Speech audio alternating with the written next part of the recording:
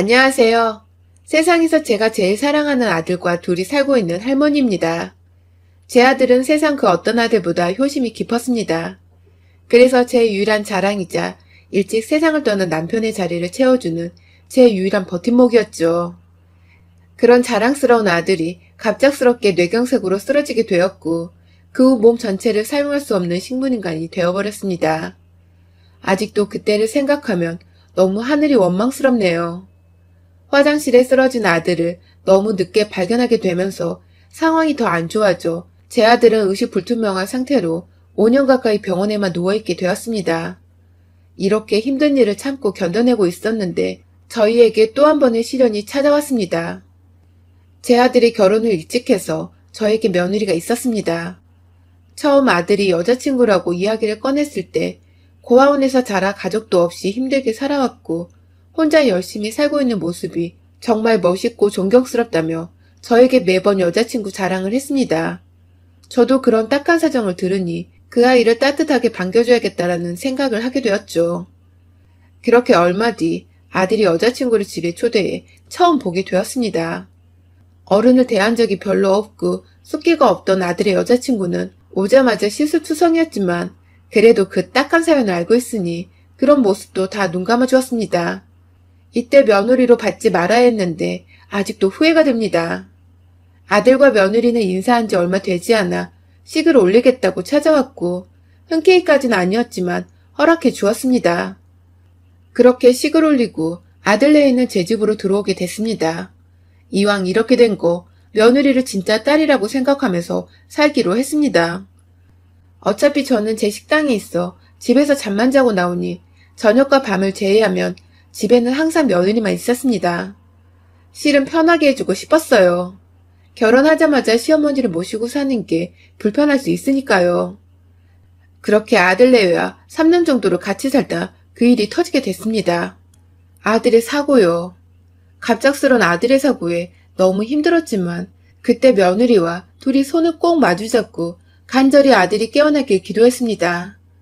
하지만 하늘은 무심하게 그 소원을 들어주지 않으셨고 지금까지도 식물인간으로 지내고 있습니다. 아들이 그렇게 사고로 누워있게 되면서 며느리와 저는 번갈아가며 병간호를 했습니다. 거의 며느리가 주로 병원에 상주해 있었고 저는 제 식당에서 사람까지 줄여가며 열심히 일을 했습니다. 그러다 고생하는 며느리가 안쓰럽고 고마워서 닭을 삶아 평소보다 몇 시간은 더 빨리 병원으로 향했고 도착하자마자 병실로 빠르게 가봤더니 며느리의 모습은 그 어디에도 없었습니다. 화장실을 갔나 의사 선생님을 만나러 갔나 1시간을 넘게 기다렸지만 며느리는 나타나지 않았고 한 번 더 제가 복도에 나갔다가 돌아오는 길에 아들 병실에 있는 중국 간병인들의 수군대는 소리를 듣게 되었습니다. 저기 저 며느리는 어딜 간 거야? 아, 뻔하지. 뻔해. 709 병실 갔겠지. 거긴 왜 간 거래? 그 병실 남자랑 그렇고 그런 사이잖아. 몰랐어? 여기 병실 사람들은 다 알고 있는데. 어? 아픈 남편을 내팽개치고 바람난 거야? 그쪽 병실 남자는 혼자고? 아니지. 그쪽도 아내가 암투병 중인가 봐. 둘 다 완전 미쳤구만. 우연히 듣게 된 대화의 내용은 제가 그토록 믿었던 며느리가 내 아들을 버리고 다른 남자와 바람을 피고 있다라는 겁니다. 금방이라도 주저앉을 것 같은 다리를 부여잡고 못 들은 척 병실로 들어갔고 제가 올 시간이 되기 20분 전 며느리는 그때서야 돌아왔습니다. 어머님, 언제 오셨어요? 어디 갔다 온 거냐? 아, 잠시 답답해서 밥 좀 먹고 왔어요. 지석이 혼자 두고 어딜 돌아다닌 거야? 힘든 건 알겠지만 그래도 오래 자리 비우지 말아라. 쓰린 속을 부여잡고 일단 모르는 척 시치미를 뗐습니다. 식물인간이 된 남편을 5년 동안 돌본다는 게 쉬운 일도 아니고 정말 힘든 일이라는 거 알기에 큰 소리를 치지 못하겠더라고요. 진짜 그때 마음이 찢기는 그 심정을 그 누가 알아줄까요? 그렇게 며칠이 지나고 식당에서 일을 하고 있는데 동네 부동산 사장님이 식사를 하기 위해 가게로 왔다가 저에게 이상한 소리를 했습니다. 사장님, 집 보러 가겠다는 사람이 나왔는데 오늘 바로 보여드릴까요? 네? 무슨 말씀이신지. 집 내놓으셨잖아요. 엊그제 며느리님이 오셔서 직접 말씀하시고 가셨는데 모르고 계셨어요? 저 몰래 며느리가 아들의 명의로 된 집을 내놨고 저는 이때 바로 심각성을 느끼게 되었습니다. 일단 부동산 사장님껜 없던 일로 해달라고 말했고 혹시나 며느리가 다시 찾아오더라도 내가 아는 걸 모르게 해달라고 부탁했습니다. 그리고 저는 며느리를 감시하기 시작했어요. 평소처럼 항상 출근하는 시간에 몰래 숨어 며느리를 보고 있었는데 제가 출근하자마자 얼마 되지 않아 바로 병실을 나왔고 그 뒤를 밟아보니 병원 뒤로 나가 어느 한 카페로 들어갔습니다. 칸막이가 있는 카페였고 조심스럽게 며느리가 앉은 자리를 확인하곤 그 옆 칸으로 자리를 잡았고 조금 지나니 한 남자가 들어와 며느리와 대화를 하더군요. 그래서 그 대화를 그대로 녹음하기 시작했어요.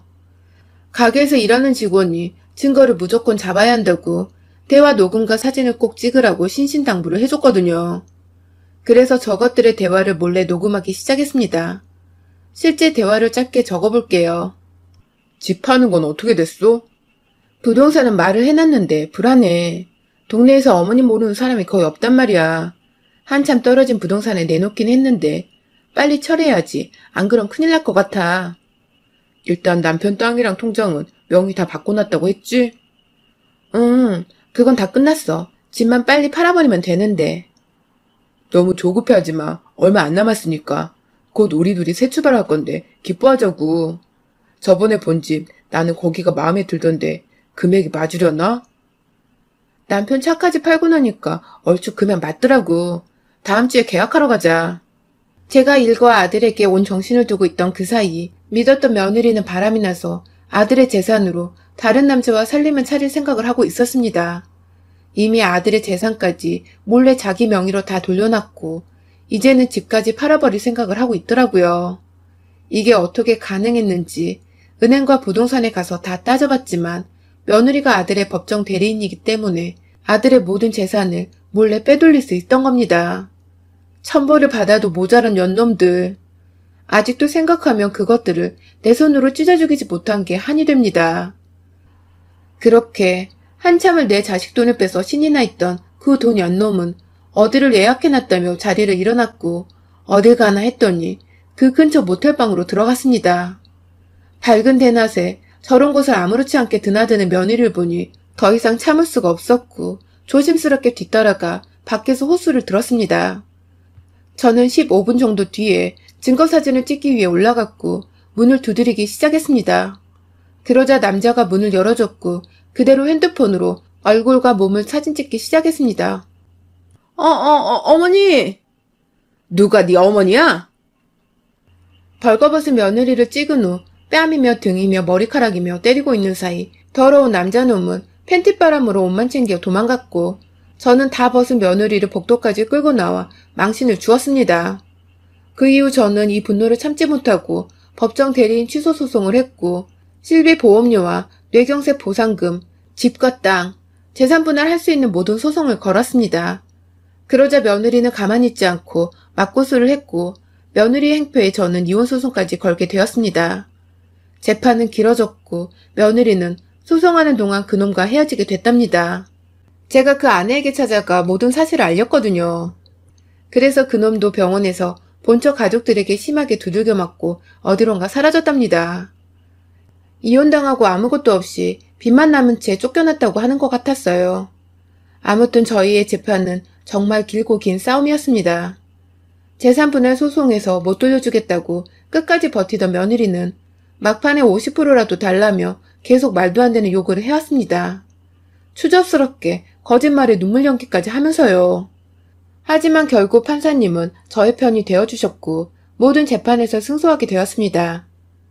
마지막 이혼소송은 의사 능력이 없는 아들 대신 싸우는 게 정말 힘들었어요. 그래도 증거자료들이 있으니 그 사진과 녹취록이 큰 역할을 해주어 오랜 시간 걸리긴 했지만 결국 이혼소송도 끝내 승소하였습니다. 그래서 저는 아들의 재산 90%를 되찾아올 수 있었고 며느리와는 드디어 남이 되었습니다. 며느리는 소송에서 지고 나서 몇 번이나 찾아와 용서해달라고 빌었습니다. 돈도 집도 갈 곳도 없으니 저한테 무릎을 꿇고 빌더군요. 진짜 어이가 없어서 들고 있던 소변통을 얼굴에 뿌려버렸고 다신 찾아오지 말라고 내쫓아버렸습니다. 하지만 그 후에 또 식당으로 찾아와 무릎을 꿇길래 가득 찬 음식물 쓰레기통을 그날 얼굴에 던져버렸습니다. 그런데 이건 좀 너무한 거 아니냐고 정신 못 차리고 소리치는 며느리가 눈에 거슬렸는지 주방에서 일하시는 이모님이 뛰쳐나와 후추와 소금이 섞인 물을 뿌리셨습니다. 사람 새끼도 아닌 년이 낯짝도 두꺼워라? 여기가 어디라고 찾아와? 음식물 범벅에 후추와 소금까지 맞으니 눈도 제대로 못 뜨고 계속 재채기를 해댔고 그대로 저는 문 밖으로 밀어버렸습니다. 다신 찾아오지 마라. 이미 내 아들이랑 너는 남이고 우리도 남이니까 길에서도 보지 말자고. 한 번 더 기어들어오려는 걸 이모님이 뜨거운 물을 가지고 오셔서 부어버리기 전에 사라지라니까 무서웠는지 바로 꼬리 내리고 주랭랑을 쳤습니다. 아직도 그때 모습을 생각하면 웃음이 나오네요. 얼마나 웃겼는지. 눈, 코, 입이 매워서 아주 눈물, 콧물, 침까지 쏙 뺐죠 뭐. 그 이후 다행히 지금까지 눈에 띄고 있지 않습니다. 그 얼굴을 다시 안 봐도 되니 정말 다행입니다. 아직까지 아들은 병원에만 누워있지만 살아있어 주는 것만으로도 지금 너무 감사합니다. 그래도 기적이라는 게 정말 있다면 우리에게도 찾아와 주었으면 좋겠네요. 여러분의 생각은 댓글로 남겨주세요. 오늘도 시청해주셔서 정말 감사합니다.